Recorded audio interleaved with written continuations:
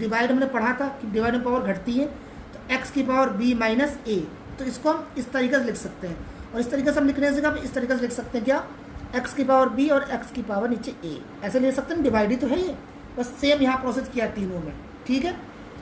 देखो b minus है तो b प्लस में है तो ऊपर माइनस वाला नीचे डिवाइड, c ऊपर माइनस वाला नीचे, a ऊपर माइनस वाला नीचे, ऊपर माइनस वाला नीचे, b ऊपर c नीचे, a ऊपर c नीचे इक्वल टू। अब यहाँ कराने जा रहे हैं, ठीक है, 1 का 1। अब यहाँ 1 लगा लिया हर जगह, ठीक है।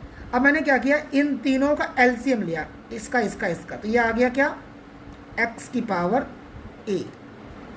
x की पावर a को डिवाइड किया 1 से तो x की पावर a, या हो जाएगा x की पावर a प्लस 1 से डिवाइड, जिससे x की पावर a को हमने इससे डिवाइड किया तो x की पावर a से ही रहेगा, तो x की पावर b प्लस x की पावर a को x की पावर a से घटाया तो डिवाइड कराया तो x की पावर c ही रहेगा, प्लस 1 एलसीएम लिया हमने, लिख लिया x की पावर b, क्योंकि x की पावर b 3 हो जगह है, यहाँ 1 से कोई मतलब नहीं। 1 से डिवाइड करा x की पावर b तो वही रहेगा, तो x की पावर b। x की पावर b को x की पावर b से डिवाइड किया, 2 को 2 से डिवाइड करो तो 1 टाइम कटेगा, 1 की मल्टीप्लाई किसी में करा जो है उसी में आता है, तो x की पावर a।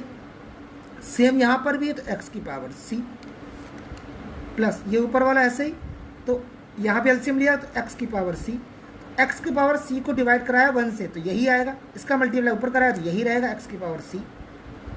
x की पावर c को x की पावर c से घटाएंगे तो 1 का मल्टीप्लाई ऊपर तो x की पावर b, x की पावर c को x की पावर c से घटाया डिवाइड कराया तो उतना ही रहेगा 1 टाइम, तो x की पावर a ही रहेगा इक्वल्स टू 1।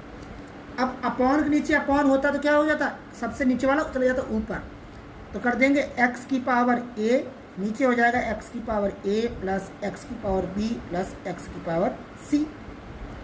ये x की पावर b चला गया ऊपर तो हमारा x की पावर b प्लस x की पावर a प्लस x की पावर c, ये चला जाएगा ऊपर तो x की पावर c, तो ये हो जाएगा x की पावर c प्लस x की पावर b प्लस x की पावर a बराबर 1।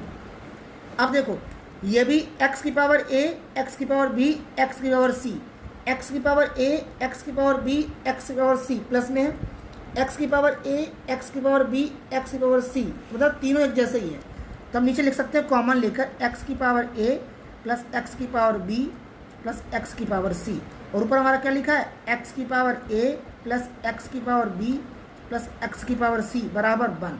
तो ये ऊपर नीचे से कैंसिल हो गया, 1 बराबर 1, यही हमें प्रूव करना था। बोलो समझ आया? Yes sir. ठीक।